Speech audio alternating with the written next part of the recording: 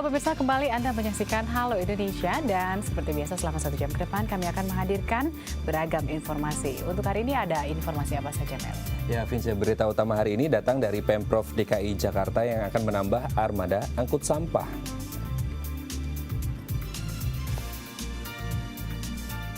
Ada pula Dinas Kesehatan yang siapkan 5 posko vaksinasi ulang.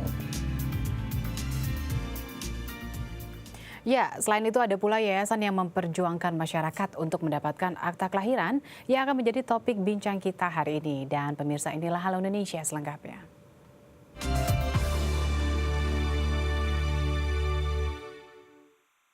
Pasca pengambil alihan tempat pengelolaan sampah terpadu Bantar Gebang oleh pemerintah Provinsi DKI Jakarta, sejumlah pekerja eks pengelola lama dengan Dinas Kebersihan DKI Jakarta bersama-sama melakukan kerja bakti membenahi TPS di Bantar Gebang, Bekasi, Jawa Barat. Ya, kegiatan ini dilakukan sekaligus untuk menandai ambil alih pengelolaan TPST Bantar Gebang, menyusul pemutusan kontrak kerja dengan PT GTJ dan PT NOI pertanggal 19 Juli 2016.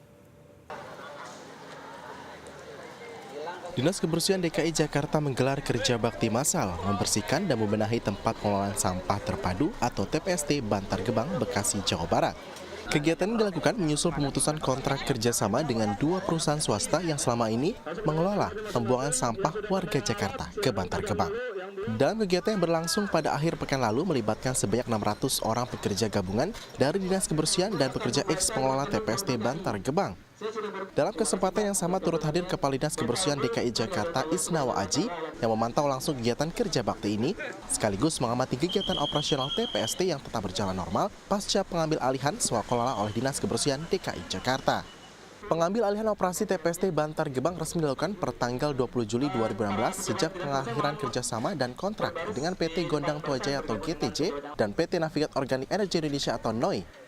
Sebelumnya, Pemprov DKI telah mengirimkan surat pemberitahuan tertulis tentang pengakhiran atas perjanjian kerjasama peningkatan sarana dan prasarana pengelolaan dan pengoperasian TPST Bantar Gebang, Kota Bekasi. Ini adalah menggerakkan eks pekerja GTJ sejumlah 381 orang itu yang saat ini sudah menjadi PHL Dinas Kebersihan untuk bersama-sama dengan kami melakukan aksi bersih-bersih. Pekerja eks GTJ itu sampai dengan akhir bulan ini memang mereka sudah digaji oleh GTJ. Nanti per 1 Agustus nanti mereka sudah menjadi mendapatkan upah ya atau gaji sesuai dengan UMP DKI Jakarta sebesar 3,1 juta. Sementara itu pasca pengambil alihan pengelolaan TPST Bantar Gebang, eks pekerja PT GTJ dan PT NOI direkrut menjadi pekerja harian lepas atau PHL Dinas Kebersihan DKI Jakarta. Salah satu eks pekerja mengaku senang karena dapat direkrut dan dipekerjakan kembali serta mendapatkan upah mengikuti upah minimum regional. Ya, bagi kami yang terpenting kami tetap dipakai untuk tetap bekerja gitu. Karena kan kami punya keluarga gitu. Ya kami senang tetap dipakai oleh pihak DKI. Kalau untuk gaji kami UMR ya kami juga senang aja. Kami percaya akan kebijaksanaan dari pihak DKI gitu, akan menyesuaikan gitu. Ambil alih pengelolaan TPST Bantar Gebang diharapkan dapat mempermudah pengangkutan dan pengelolaan sampah Jakarta yang setiap tahunnya bertambah. Operasional pengelolaan saat ini pun terus ditingkatkan meskipun masih dalam masa transisi pengalihan operasional dan tata kelola TPST. Ahmad Effendi, Irwan, The ITV. Ya, selain mengambil alih operasional tempat pengelolaan sampah terpadu Bantar Gebang, pemerintah DKI Jakarta juga berencana akan menambah armada untuk mengangkut sampah yang menumpuk di DKI Jakarta. Penambahan ini direncanakan akan optimal di awal tahun 2017 untuk mendukung pengangkutan sampah yang dihasilkan warga DKI mencapai 700 ton perharinya. Jumlah sampah yang dihasilkan DKI Jakarta mencapai 7.000 ton perharinya. Jumlah ini prediksi terus meningkat menyusul jumlah populasi warga Jakarta yang semakin bertambah, apalagi aktivitas warga Jakarta yang tak lepas dari membuang sampah, baik sampah organik hingga anorganik. Pengangkutan sampah yang sering terhambat akibat armada pengangkut sampah yang masih belum memadai menjadi pemicu permasalahan penumpukan sampah di Jakarta. Pengelolaan sampah di tempat pengelolaan sampah terpadu di Bantar Gebang, di kawasan Bekasi, Jawa Barat yang masih belum optimal, juga menjadi hambatan pengangkutan sampah dari DKI Jakarta menuju TPST Bantar Gebang. Guna meningkatkan pengangkutan hingga pengelolaan sampah DKI Jakarta di TPST Bantar Gebang, Dinas Kebersihan DKI Jakarta mengambil alih operasional tempat pengelolaan sampah terpadu Bantar Gebang, Bekasi, Jawa Barat. Selain hal itu, jumlah armada pengangkut sampah menuju Bantar Gebang pun akan ditambah hingga 1.200 unit untuk mengangkut sampah dari seluruh wilayah Jakarta setiap harinya. Penambahan truk dilakukan untuk mengoptimalkan upaya pengangkutan dan pengelolaan sampah DKI Jakarta. Saat ini yang masuk ke TPST Bantar Gebang setiap hari itu antara 1.100 sampai dengan 1.200 truk per hari. Ya, mulai tahun ini Dinas Kebersihan sudah mempersiapkan untuk membeli 91 truk kompakter. Jadi truk kompakter ini truk yang ramah lingkungan, tertutup ya. Kalau diperbandingkan bisa 3 truk banding 1, artinya volume 3 truk itu bisa dikompak, dipres di dalam 1 truk kompakter. Kita punya 91 yang tahun ini, akhir tahun ini akan kita operasionalkan sampai ke TPST Bantar Gebang. Ya, itu akan ditempatkan di show window Jakarta, mungkin di kawasan-kawasan strategik seperti Jalan Protokol, Tamrin Sudirman, ya, kawasan-kawasan Kota Tua, artinya di tengah-tengah kota. Nah, kita optimalkan itu. Selain dari pengangkutan, operasional pengelolaan sampah di Bantar Gebang pun terus ditingkatkan. Menurut Kepala Unit TPST Bantar Gebang, pihaknya akan berupaya untuk memaksimalkan pengelolaan sampah di Bantar Gebang meskipun saat ini masih dalam masa transisi pengalihan operasional dari PT GTJ dan PT NOI kepada Dinas Kebersihan DKI Jakarta. Ya mungkin juga kita untuk saat ini masih sedikit namanya masa transisi, mungkin ada sedikit hambatan, akan sedikit ada kekurangan. Itu kami anggap masih sangat wajar saja, Pak. Apalagi kan ini di alat berat yang kita punya juga tidak sebanyak dari alat berat yang memang selama ini dimiliki oleh pengelola lama. Alat berat pengelola lama itu kalau tidak salah jumlahnya sampai 53 lebih. Sementara alat berat yang kita operasionalkan saat ini hanya sekitar 21 hingga 25. Itu aja kan kurang dari separuhnya. Itu aja dari situ kita optimalkan sekali. Kita optimalkan sekali alat berat yang kita miliki dengan segala kondisinya untuk dapat bekerja secara optimal di Bantar Gebang ini. Pengangkutan sampah yang saat ini diambil alih sepenuhnya oleh Dinas Kebersihan DKI Jakarta ditargetkan dapat mengatasi permasalahan sampah di ibu kota. Ahmad Effendi, Irwan, DAI TV. Baik, kita beralih ke informasi lainnya. Pemirsa, usai masyarakat dihebohkan dengan peredaran vaksin palsu, kini mulai dari jajaran Kementerian Kesehatan, Dinas Kesehatan DKI Jakarta dan BPOM tengah gencar melakukan pengawasan. Sebagai upaya penanggulangan Dinas Kesehatan DKI Jakarta membuka 5 posko layanan vaksinasi ulang bagi para orang tua yang khawatir anaknya menerima vaksin palsu. Masyarakat Indonesia tengah digemparkan dengan temuan vaksin palsu yang beredar di 28 sarana kesehatan di tanah air. Fakta ini terungkap setelah Badan Reserse Kriminal Barreskrim Polri membekuk oknum pembuat vaksin palsu pada 21 Juni lalu. Imbasnya, sejumlah rumah sakit dan klinik yang namanya diumumkan Menteri Kesehatan Nila Muluk karena ikut memberikan vaksin palsu kepada masyarakat diminta bertanggung jawab. Menurut Peraturan Menteri Kesehatan Nomor 42 Tahun 2013 tentang penyelenggaraan imunisasi, sarana kesehatan sebenarnya hanya bisa mengambil vaksin dari jalur resmi, yakni dari produsen dan distributor vaksin yang sudah terdaftar secara resmi. Seperti Dinas Kesehatan DKI Jakarta yang mendapat suplai vaksin dari produsen resmi Bio Farma, yang merupakan mitra dari Kementerian Kesehatan. Kepala Bidang Pengendalian Masalah Kesehatan Dinas Kesehatan DKI Jakarta Dr. Widya Stuti menyatakan, kini pihaknya akan terus berupaya menyegel vaksin yang diduga palsu berdasarkan penemuan Badan Pengawas Obat dan Makanan. Kalau kami pada saat penyisiran tadi menemukan vaksin yang tidak berasal dari distributor resmi, kami patut duga itu tidak asli. Sehingga langkah kita adalah supaya tidak semakin meluas penggunaannya, kita amankan di tempat, kita segel, pakai berita acara tidak boleh dipakai. Jadi kita pastikan bahwa yang dipakai adalah vaksin-vaksin yang dari kita. Kami mengeliminir supaya tidak semakin meluas penggunaannya dan tentunya mengamankan bahwa untuk vaskes yang sudah resmi mendapatkan status dari Kementerian dari Barreskrim, tentunya akan kami berikan tindakan administrasi. Saat ini tindakan administrasi yang diberikan adalah penghentian sementara layanan imunisasi di vaskes yang diduga pengadanya tidak jelas tadi. Indikator vaksin palsu adalah vaksin yang sudah dicampur dengan bahan antibiotik lainnya. Salah satu yang sudah terbukti adalah tuberkulin yang ternyata dicampur dengan gentasimin, antibiotik yang tidak memiliki dampak apapun. Sebagai upaya penanggulangan, selain memperketat pengawasan distribusi vaksin, Dinas Kesehatan DKI Jakarta juga membuka sejumlah posko yang melayani vaksin ulang bagi para orang tua yang khawatir anaknya terkena vaksin palsu. Pertama adalah di RSUD Pasar Rebo, Rumah Sakit Umum Daerah Pasar Rebo. Yang kedua kita sediakan di Rumah Sakit Umum Kecamatan Ciracas.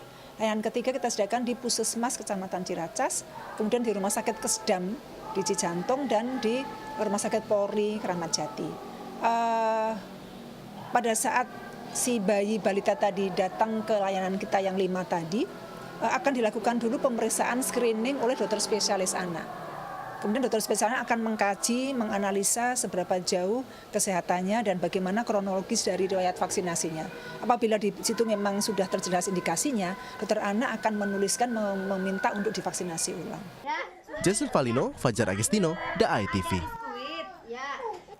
Pemirsa, Dinas Kesehatan DKI Jakarta menjamin vaksin yang dikelolanya aman dan terjamin keasliannya karena berasal dari Kementerian Kesehatan atau diproduksi dari Bio Farma. Ya, di ruang vaksin Dinas Kesehatan DKI Jakarta tersebut, ribuan vaksin diawasi dengan ketat, mulai dari tanggal kadaluarsa hingga pengelolaan suhu yang tepat. Belakangan ini dunia medis menjadi sorotan lantaran peredaran vaksin palsu yang menghebohkan warga di Jakarta. Hal ini membuat Kementerian Kesehatan, Dinas Kesehatan DKI Jakarta, dan BPOM memperketat pengawasan. Demi memaksimalkan pelayanan kesehatan serta mengembalikan kepercayaan masyarakat, Dinas Kesehatan DKI Jakarta pun konsisten dengan mengelola vaksin yang diperoleh dari produsen resmi Bio Farma yang menjadi penyuplai tetap yang dipercaya Kementerian Kesehatan. Ribuan vaksin mulai dari hepatitis B, pentabio, campak, BCG, tetanus toksoid, dan tetanus difteri disimpan dalam ruangan penyimpanan atau cold room dengan suhu 2 hingga 8 derajat. Terdapat 2 tempat penyimpanan di ruang vaksin ini, di mana masing-masing ruangan mempunyai kapasitas penampung hingga 60.000 vaksin yang disusun secara rapi dan diawasi ketat tanggal kadaluarsanya. Kita taruh di tempat cold room, rantai dingin vaksin kita jaga supaya suhunya optimal sesuai dengan SOP. Vaksin ini memang ada yang sensitif panas, ada yang sensitif dingin. Ada vaksin yang memang harus kita jaga betul di suhu sekitar 2-8 derajat Celcius. Berbeda dengan vaksin lainnya, khusus untuk vaksin polio diletakkan di sebuah freezer dengan suhu minus 15 hingga 25 derajat.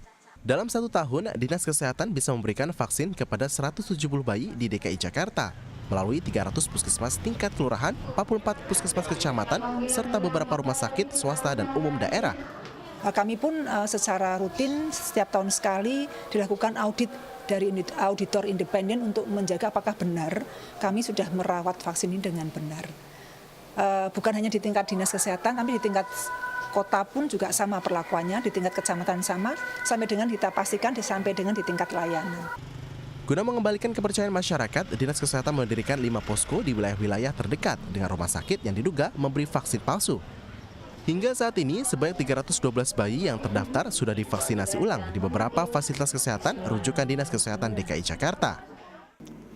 Ya pemirsa, untuk memastikan kualitas vaksin yang ada di Dinas Kesehatan DKI Jakarta ini dalam kualitas yang baik dan siap untuk didistribusikan ke beberapa fasilitas kesehatan yang ada, maka kita dapat mengukurnya dari VVM atau Vaksin Vial Monitor, di mana di sini bisa kita lihat jika warna segi 4 yang ada di sini warnanya bening, ini menandakan vaksin masih dapat digunakan atau kualitasnya baik. Namun jika warna segi 4-nya ini sudah sama dengan warna di lingkaran sekitarnya atau bahkan lebih gelap, maka vaksin ini sudah tidak dapat digunakan lagi. Dan yang menjadi kunci untuk menentukan kualitas vaksin ini baik atau tidak adalah dengan pengelolaan suhu yang tepat. Jason Valino, Agustino, The ITV. Ya, Matt, kita tahu bahwa akta lahir itu sebenarnya penting karena itu merupakan bagian dari pengakuan bahwa kita menjadi warga negara Indonesia. Betul sekali. Nah, ini ada sebuah yayasan sebenarnya kemudian gencar memperjuangkan akta kelahiran bagi warga. Sesaat lagi akan kita bahas, tetap bersama kami di Halo Indonesia.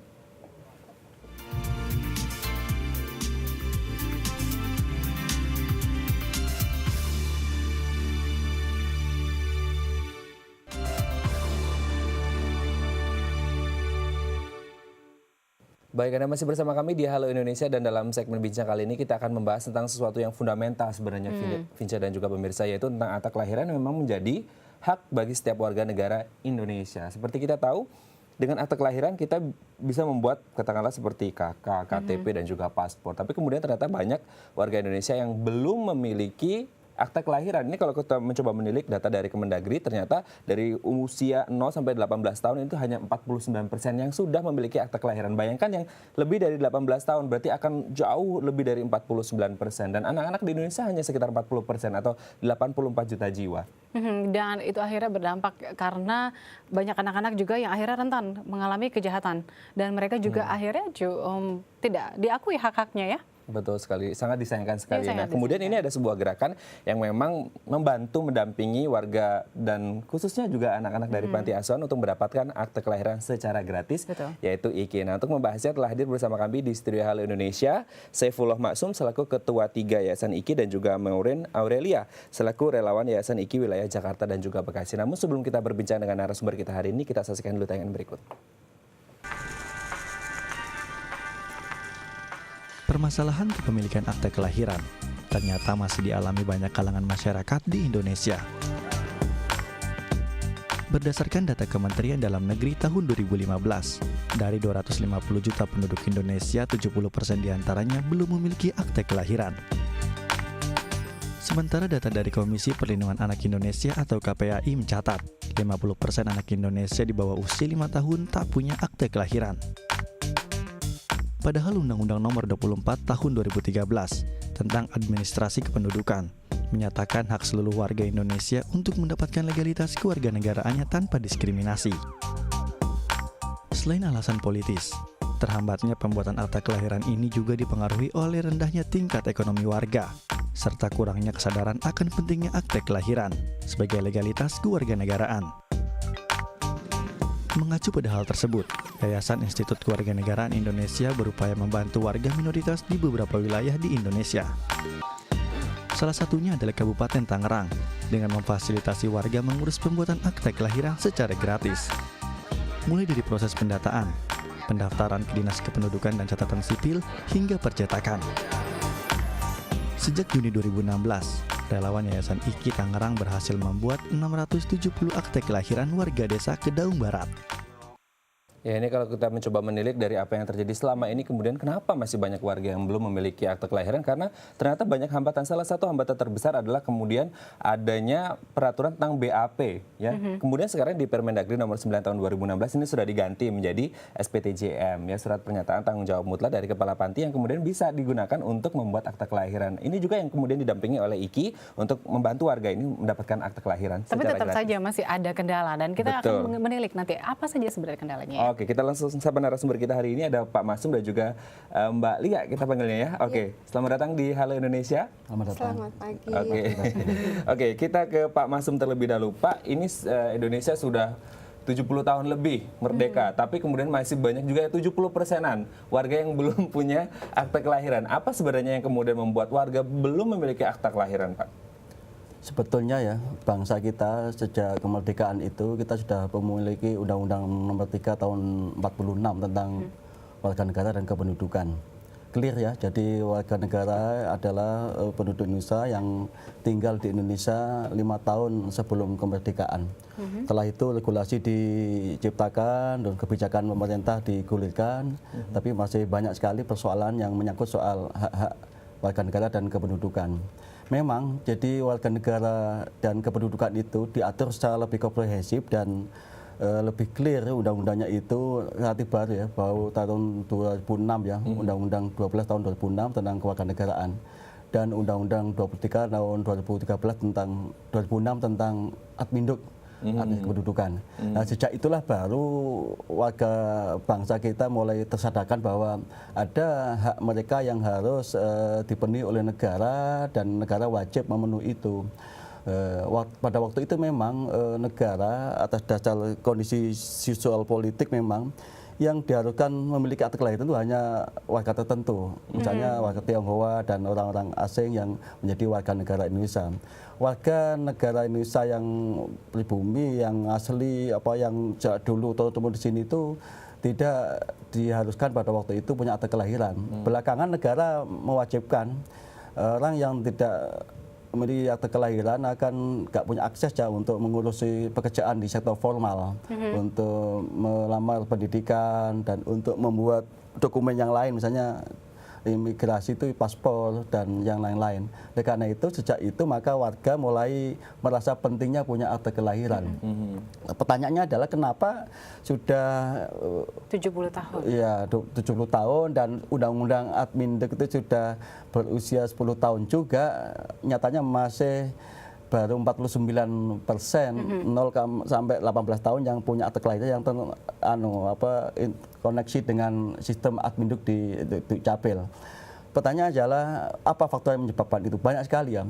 Dari sisi kami DIG, kita melakukan pengkajian penelitian. Pertama dari sisi pemerintah sendiri, banyak aparatur negara kita, terutama di daerah ya, aparatur Pemda Dukcapil itu yang belum paham betul tentang kewajiban mereka selaku aparat pelayanan publik. Mereka masih ingin dilayani, tidak memahami bahwa akte kelahiran dulu tuh memang itu sel-selnya aktif ada pada warga. Jadi warga yang harus aktif melapor, minta kepada Dukcapil. Tapi telah diubah menjadi Undang-Undang 24 tahun 2014, sel-sel aktif ada pada negara. Negara yang wajib turun mencari mana warga negara yang belum punya akte kelahiran. Jadi maksudnya negara adalah proaktif untuk memberikan akte kelahiran, untuk memberikan itu. Mungkin dengan membantu dengan memudahkan birokrasinya. Betul. Jadi Begitu. faktanya itu masih sedikit sekali pemerintah daerah yang punya kesadaran untuk itu. Yang terjadi adalah yang mempersulit, dikenakanlah macam-macam aturan, persyaratan yang diperberat, terus ada juga ancaman denda misalnya. Walaupun denda memang di undang-undang dicantumkan, tapi itu tidak harus dilaksanakan itu, masih jumlah perda. Tergantung pemerintahnya juga yang bisa memberikan kebijakan ya. Yang kedua dari sisi masyarakat, masyarakat memang belum sadar penuh tentang apa urgensi memiliki akte kelahiran. Dan ya, tadi sebenarnya sudah dikatakan oleh Met bahwa ada 40% dari 84 juta anak, 50%-nya adalah anak-anak tidak memiliki akta kelahiran. Kita sebelum bicara tentang etnis Tionghoa yang tidak memiliki akta kelahiran, bagaimana dengan nasib anak-anak ini? Kenapa mereka sampai tidak memiliki akta kelahiran? Apakah karena status perkawinan mereka yang tidak sah sehingga anak-anak yang menjadi korban? Ya, bisa diceritakan sedikit? Banyak sekali problem dan kendalanya kenapa sampai sekian banyak anak-anak kita belum memiliki akte kelahiran. Pertama tadi itu soal kesadaran orang tua. Yang kedua memang syarat untuk memiliki akte kelahiran itu mempersyaratkan harus orang tuanya dulu punya akte pernikahan, punya akte kelahiran dan punya dokumen kependudukan yang sudah legal kan gitu itu. Kartu keluarga salah satunya. Iya, orang tua kita masih banyak sekali yang punya masalah tidak lengkap dokumen kependudukan. Tapi sebenarnya bisa tidak dipermudah dengan apakah dipermudah dengan pengakuan bahwa kalau memang dia sudah memulai anak dan bisa dikeluarkan diterbitkan KK, bisa tidak? Bisa aja.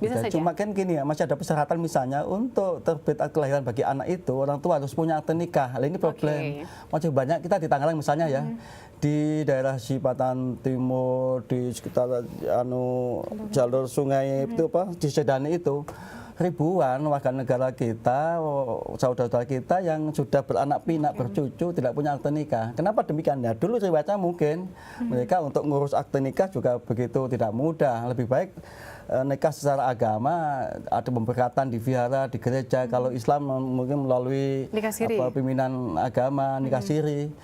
Soal dokumen nanti diurus kalau sudah ada kemudahan-kemudahan. Nyatanya setelah itu keenaan mungkin ya, beranak pinak akhirnya lupa ngurus itu. Belakangan menjadi persoalan ketika anaknya, cucunya mau ngurus akte kelahiran itu menjadi terkendala karena orang tua tidak punya dokumen itu kan gitu.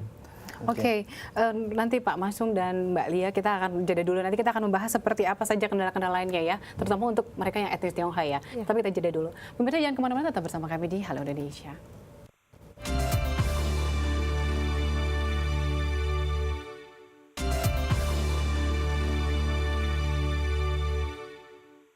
Baik, Anda masih bersama kami di segmen Bincang Halo Indonesia, dan ini kalau kita membahas tentang akta kelahiran, tadi seperti kita bahas di segmen pertama bahwasanya ternyata masih banyak warga Indonesia yang belum memiliki akta kelahiran, entah itu karena mungkin kesadaran masyarakatnya yang kurang atau kemudian birokrasi di pemerintahan yang mungkin mereka merasa ini dipersulit. Nah, menjadi alasan salah satunya adalah BAP di Permendagri nomor 9 tahun 2016. Kita langsung tanyakan kembali ke Pak Masum. Pak Masum, ini kalau kita mengacu pada tadi saya bilang Permendagri nomor 9 tahun 2016 mengubah BAP yang menyulitkan warga, terutama untuk entah itu kaum Tionghoa, warga Tionghoa, atau kemudian anak-anak dari panti asuhan, dan sekarang diubah menjadi SPTJM, surat pernyataan tanggung jawab mutlak dari kepala panti. Nah, apa yang kemudian membuat pemerintah ini mengganti dari BAP menjadi SPTJM? Dulu riwayat kenapa ada BAP itu adalah prinsip kehati-hatian negara ya, supaya orang tidak sembarangan itu menemukan anak terus mengakui dan memanipulasi status dan identitas anak, karena itu ada BAP. Di prakteknya dengan BAP itu panti-panti asuhan atau masyarakat itu merasa terhantui ya, kesannya BAP itu polisi itu adalah suatu tindakan pidana atau kriminal ya. Karena itu hampir mustahil mereka ngurusi itu. Dan polisi pun juga tidak punya format BAP untuk ngurusi anak yang di panti asuhan yang tidak jelas asal-usulnya itu. Setelah sekian tahun BAP itu menjadi hantu, karena itu kita sampaikan pada negara, ini loh problemnya itu. Kita mengadvokasi dan mendampingi warga, ternyata salah satu problem BAP itu luar biasa. Karena itu diskusi kami dengan kawan konsorsium LSM yang punya komitmen hal yang sama itu dan dengan Dirjen Dukcapil akhirnya disepakati lah diganti dengan SPT JPN itu. Ini salah satu karunia yang luar biasa bagi kami terutama panti asuhan itu jadi semakin mempermudah ya. Iya, sumbatan yang menghantui proses akte kelahiran bagi anak-anak yatim yang tidak diketahui asal usulnya kan gitu. Baik, kita kembali ya. Mbak Lia ini kan seorang relawan untuk yang mendampingi masyarakat di daerah Bekasi dan Jakarta. Dan pertanyaannya adalah, tadi kita sudah bahas permasalahannya. Sebenarnya wilayah-wilayah daerah mana saja yang sebenarnya mereka rentan untuk mengalami kejahatan yang karena mereka tidak memiliki akta kelahiran, atau mungkin mereka yang ada tipu muslahid dari oknum tertentu, misalnya mereka dari etnis Tionghoa yang akhirnya sulit untuk mendaftarkan diri mereka untuk bisa memiliki akta kelahiran, bagaimana? Ya. Kalau misalnya wilayah mana yang dianggap sebagai ini wilayah mana sih sebenarnya yang bisa buat anak-anak ini menjadi sangat sulit. Sebenarnya seluruh wilayah Indonesia itu sulit. Ya, termasuk di Jakarta sekalipun. Termasuk di Jakarta. Wow. Kalau misalnya mereka tidak memiliki akta lahir, itu sulit. Tapi sudah pemerintah yang sekarang untuk DKI Jakarta ini sudah mempermudah untuk wilayah DKI pembuatan akta lahir. Jadi kita juga pernah ada proses bahwa waktu itu di wilayah Jakarta Barat ada satu warga yang umurnya sudah lanjut, sudah lansia, tidak mempunyai KTP, kemudian kita rujuk untuk pembuatan akta lahir, ternyata masih belum bisa juga.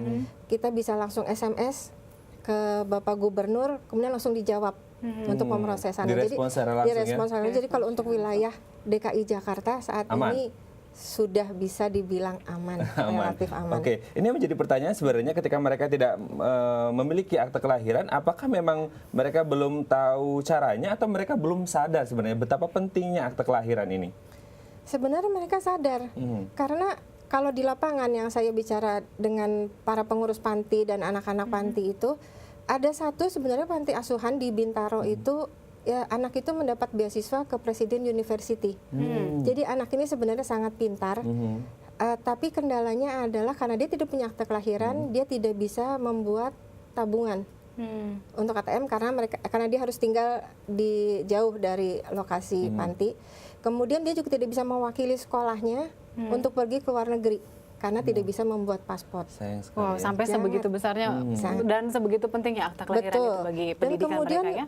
Belum untuk anak-anak yang kurang mampu, termasuk anak panti asuhan yang kemudian anak-anak yang tidak mampu dan menderita sakit harus di rumah sakit, mereka tidak bisa membuat BPJS.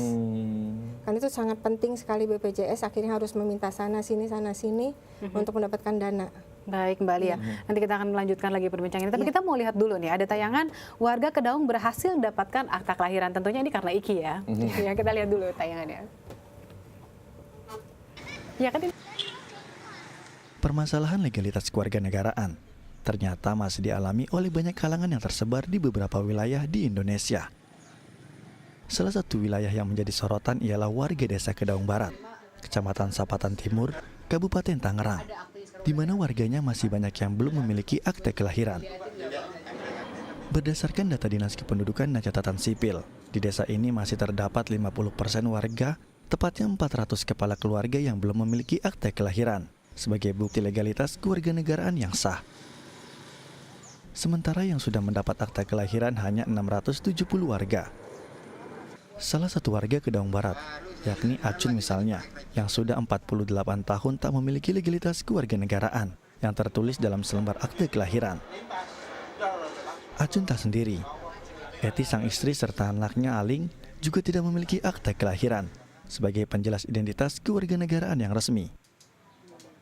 Begitupun dengan ratusan warga desa Kedaung Barat keturunan Tionghoa Benteng lainnya.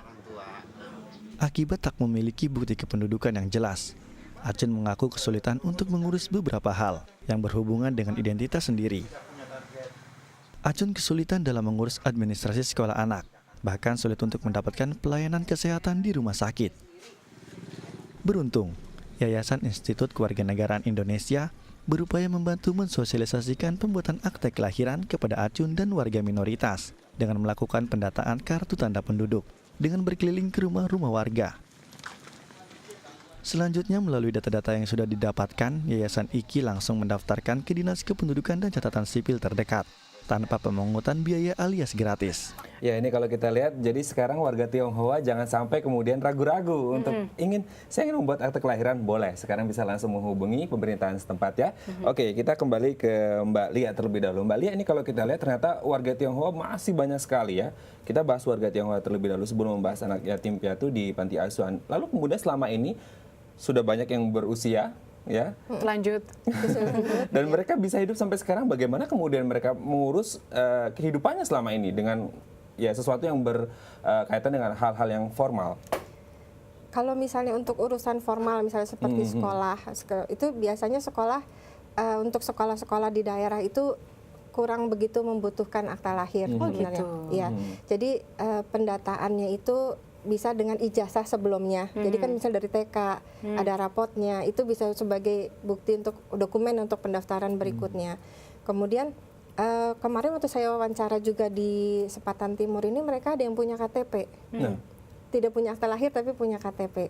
Jadi dengan bukti KTP itu mereka bisa melakukan banyak kegiatan sebagai haknya sebagai warga negara. Cuman memang untuk masalah untuk nafkah, mencari nafkah, seperti yang kita lihat mereka kebanyakan memang tidak bekerja di kantor, di perusahaan yang membutuhkan formal, banyak dokumen yang valid. Dan gitu. untuk yang berusia lanjut ini bagaimana? Apakah mereka juga tetap mau IKI mendampingi mereka untuk mendapatkan akta kelahiran? Mau. Ada yang sudah punya cucu. Jadi kemarin itu penyerahan akta lahir ada suami, istri, dan anak. Tiga-tiganya dapat akta lahir. Nah, ini kabarnya juga IKI akan mendampingi ada sebuah acara ya, Kawinan massal. Kawinan massal, betul. bagi mereka yang sudah menikah puluhan tahun tapi belum memiliki akta kelahiran. Akta nikah. Akta nikah. Bagaimana? Iya, jadi itu juga dengan perbincangan dengan warga di situ.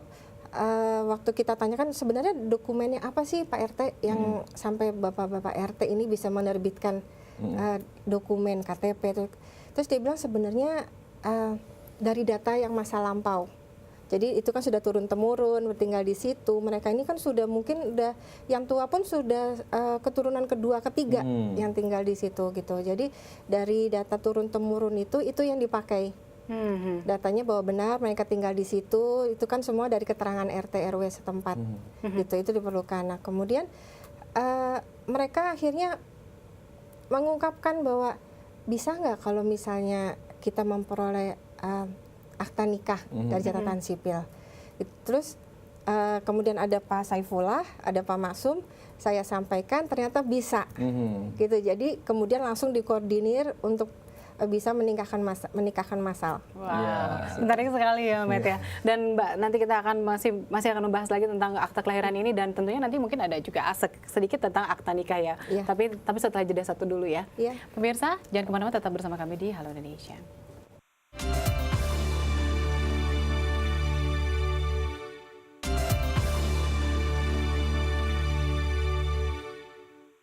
Baik, Anda masih bersama kami di segmen Bincang Halo Indonesia. Kita lanjutkan kembali perbincangan dengan Pak Maksum terlebih dahulu. Pak Maksum, ini sudah 10 tahun dari 2006 ya ke 2016. Sejauh ini sudah berapa banyak sebenarnya dokumen akta kelahiran yang sudah dibantu oleh IKI atau didampingi sehingga akhirnya terbitlah akta kelahiran itu, dan prospek kedepannya sebenarnya visi terbesarnya apa dari IKI ini sendiri? Catatan persisnya ada di kantor Zapik ini. Pada tahun 90-an ketika beberapa teman-teman warga negara yang stateless itu ya, kita berhasil selesaikan yang pada waktu itu menggunakan SBKRI dan akhirnya menjadi dokumen pendudukan, punya KTP segala itu sekitar 300.000 pada waktu itu. Belakangan 3 tahun terakhir ini kami intensif untuk melakukan pendampingan dan fasilitasi pada sejumlah pemerintah daerah. Sekitar 500.000 kita bisa selesaikan di berbagai daerah. Itu adalah khusus yang kita fasilitasi dan diadvokasi oleh IKI secara kolektif maupun secara perseorangan. Nah, tahun-tahun terakhir ini kita makin masif lagi karena melihat data pemerintah yang mengerikan ya. Kalau masih segitu banyak, lebih separuh warga Indonesia tidak punya akte kelahiran. Padahal Mahkamah Konstitusi telah menetapkan ya, warga negara yang tidak punya akte kelahiran itu berarti tidak dianggap sebagai warga negara. Karena akte kelahiran di dalam Undang-Undang Admin itu dinyatakan, dia itu menyatakan bukti sebagai warga negara. Yang kedua adalah merupakan dokumen untuk menyatakan nasab atau asal-usul seseorang. Jadi kalau ada orang digelapkan asal-usulnya, itu tidak bisa kalau kita punya akte kelahiran. Melihat itu maka betapa mutlaknya ya akte kelahiran, negara wajib memenuhi itu, dan faktanya masih banyak sekali jumlahnya. Karena itu IKI ke depan terus akan mendorong kesadaran warga negara, terus pemerintah daerah, pemerintah pusat untuk ayo sama-sama itu kita garap sama. Dan ini problem bangsa ini. Termasuk juga akan berimplikasi pada tertatanya database kependudukan kita kan, supaya nggak ada lagi nanti konflik tiap menjelang pemilu. Ini database penduduk berapa sih jumlahnya itu? Mau ngurus nanti warga miskin berapa jumlahnya yang dapat laskin, bisa sekolah gratis, data mana yang dipakai? Ini perlu database. Dan saya sangat senang, bersyukur Kemendagri dalam hal ini Ditjen Dukcapil sudah sangat progresif bikin kebijakan dan solusi yang luar biasa. Selain tadi ya misalnya penggantian SPT JPM itu mengganti BAP, juga ada namanya penghilangan denda. Semuanya gratis kan, dalam undang-undang itu gratis kan, nggak ada dokumen pendudukan itu yang ada biayanya. Tapi faktanya sekarang kita masih sering jumpai warga untuk mendapat akte kelahiran sampai ada yang bayar 800.000, 1 juta.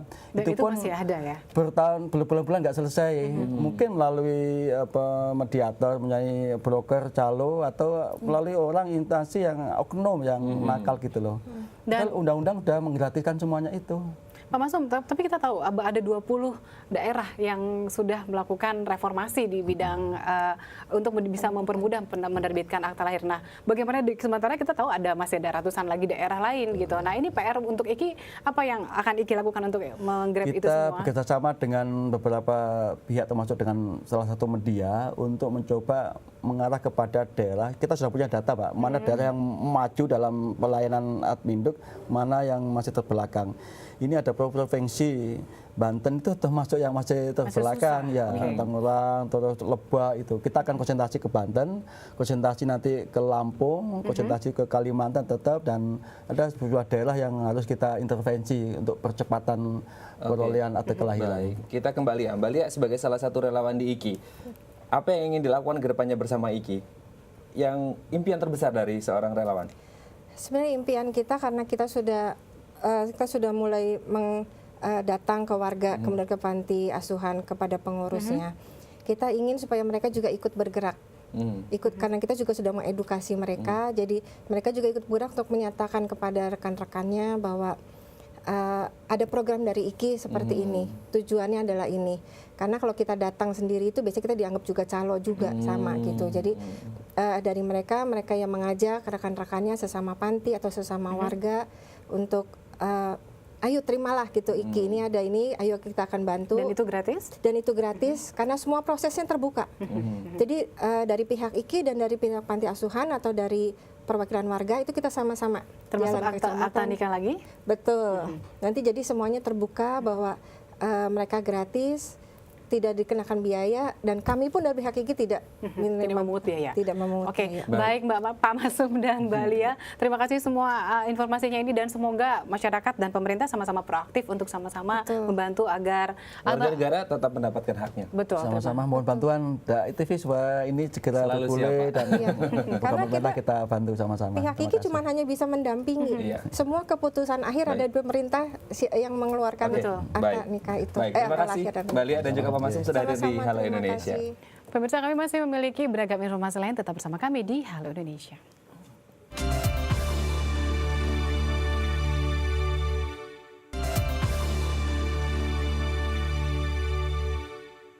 Baik, Anda masih bersama kami di Halo Indonesia. Vince pernah dengar istilah filateli? Yang berkaitan dengan perangko. Betul sekali, ini adalah hobi untuk mengumpulkan benda-benda pos seperti perangko dan beberapa macam yang lainnya. Tapi seiring perkembangan zaman ternyata hobi filateli ini mulai ditinggalkan. Ya, inilah yang melatar belakangi Kristi Damayanti menggelar pameran filateli kreatif. Kegiatan ini pun juga melibatkan generasi muda untuk lebih mengenal filateli lebih dalam. Berikut liputannya. Berkembangnya teknologi dan informasi sekarang ini ternyata telah memberikan banyak pengaruh bagi kehidupan di kota besar. Salah satunya adalah kota Jakarta. Namun, sebagai generasi cerdas, ada baiknya kita tidak meninggalkan jati diri bangsa. Salah satunya dengan menjaga budaya, adat istiadat, dan norma-norma yang ada. Inilah yang melatar belakangi pameran yang diselenggarakan oleh Kristi Damayanti. Berlokasi di Gedung Balai Agung Jakarta, pameran kali ini pun mengusung tema filateli kreatif. Ya, di dalam pameran ini berbagai benda-benda yang menggambarkan perkembangan Jakarta dari masa ke masa pun disajikan. Sebut saja seperti perangko, kartu pos, foto-foto, dan dokumen-dokumen lainnya. Hal ini dilakukan untuk mengedukasi masyarakat, khususnya generasi muda, untuk mengenal lebih jauh tentang sejarah dan perkembangan pembangunan ibu kota tercinta, DKI Jakarta. Ya, ini benar-benar privilege atau penghargaan yang luar biasa dari Pak Ahok. Beliau sangat peduli kepada warga. Saya tidak kenal beliau. Saya datang, saya benar-benar berusaha untuk bertemu dengan beliau. Jadi saya tidak mengenal beliau, tapi beliau sangat peduli. Filatelinya sendiri itu adalah dulu kan memang sebagai alat bayar ya, alat bayar bukti bayar kirim surat itu. Tapi ternyata dari situ kita lihat banyak karya-karya seni, banyak art dan juga mengandung pengetahuan. Gak usah sebagai duta bangsa lah keliling dunia, gak usah jauh-jauh sana. Dengan lihat perangkonya saja kita bisa tahu negara itu negara apa, bagaimana penduduknya, culture-nya. Nah, kita juga punya koleksi yang begitu banyak, yang koleksi itu bisa mewakili Indonesia. Tak hanya sekedar pameran, dalam kegiatan ini juga diadakan edukasi mengenai filateli kepada ratusan anak-anak dari berbagai sekolah di Jakarta. Siswa ini pun tak hanya mendapatkan informasi, namun mereka juga bisa langsung mempraktekkan ilmu tersebut. Pada acara ini, anak-anak diberikan kesempatan untuk dapat menuliskan harapan mereka atas kota Jakarta ke depannya. Rona bahagia pun terlukis dari wajah anak-anak tersebut. Mereka menuliskan mimpi mereka di atas selembar kartu pos yang akan diserahkan kepada Gubernur DKI Jakarta, Basuki Cahayapurnama atau Ahok. Saya ingin Bapak perhatian Bapak dan Ibu guru yang sudah memberikan ilmu kepada saya supaya anak SD itu bisa berkreasi ke tempat yang bersejarah, supaya pengetahuan umumnya lebih luas. Terima kasih Pak Ahok sudah membuat Jakarta lebih bersih. Diharapkan melalui pameran ini, generasi muda tak hanya terbuai dalam perkembangan zaman, namun dapat terus menjaga identitas bangsa, salah satunya melalui filateli. Albert Indrawan, JVR, Tim Dai TV, Jakarta. Ya, sementara itu walaupun terserang stroke yang menyebabkan dirinya tak dapat beraktivitas seperti sedia kala, namun melalui tulisan ia pun menunjukkan rasa kecintaannya dengan kota Jakarta. Ya, inilah yang dilakukan oleh Kristi Damayanti yang menawarkan konsep Jakarta di masa depan lewat bukunya bertajuk Meneropong Jakarta dengan Hati Nurani. Itulah inspirasi dari papa saya. Jadi papa memang benar-benar mengajarkan saya peduli tentang Jakarta. Jadi yaitu inspirasi papa membuat saya benar-benar saya merasa oke, Jakarta memang berantakan. Justru dengan berantakan itu tantangan bisa kita rasakan. Saya benar-benar punya passion yang kuat untuk Jakarta lebih baik. Itulah sekilas mimpi salah satu warga yang memiliki kepedulian terhadap perkembangan kota Jakarta. Dialah Kristi Damayanti. Dampak stroke yang ia derita tak mematahkan semangatnya untuk terus menyebarkan inspirasi bagi sesama. Salah satunya melalui tulisan yang ia luncurkan pada akhir pekan lalu di Gedung Balai Agung Jakarta. Di buku ini, Kristi mencoba menawarkan konsep alternatif dalam pembangunan Jakarta ke depan. Sebuah konsep yang mengedepankan hati nurani untuk menangani masalah sarana dan prasarana yang ada di ibu kota. Karena Jakarta tak hanya untuk sekelompok orang saja, namun untuk semua golongan. Ketika saya banyak tulisan Jakarta, saya pikir kenapa nggak dibukukan untuk dibaca banyak orang itu. Jadi saya bukukan dan kepikiran bikin buku untuk ulang tahun Jakarta kemarin. Konsep orang berkata adalah Jakarta adalah kota modern. Terus buat saya, ya sayang banget gitu. Jadi saya meneropong Jakarta tuh dari sisi humanisnya. Jakarta memang dibangun, tapi bukan semata-mata membangun, tapi ada sesuatu yang kalau bisa Jakarta berbeda dengan kota-kota yang dunia lain. Pada kesempatan ini, Christy pun tak hanya melakukan launching buku ketujuhnya saja, namun juga dipadukan dengan pameran filateli kreatif, yaitu pameran filateli dengan tema Jakarta dari masa ke masa. Dengan segala keterbatasan saat ini, walaupun dulu beliaunya sehat ya, tapi dengan adanya kena stroke, cancer, beliau bisa melawan itu sehingga menghasilkan suatu karya-karya yang bagus. Jadi aku benar-benar bangga dengan beliau tuh. Seorang Christy Damayanti bisa menuangkan ide-idenya dalam satu tulisan yang tentu saja diharapkan bahwa ini bisa menjadikan suatu inspirasi untuk pembacanya dan juga untuk anak-anak muda supaya mereka bisa melihat bahwa perjuangan itu tidak ada hambatan. Albert Indrawan, Javier Almadina, Dai TV Jakarta. Ya pemirsa, berikut kami hadirkan perakiraan cuaca untuk sejumlah kota besar di Indonesia.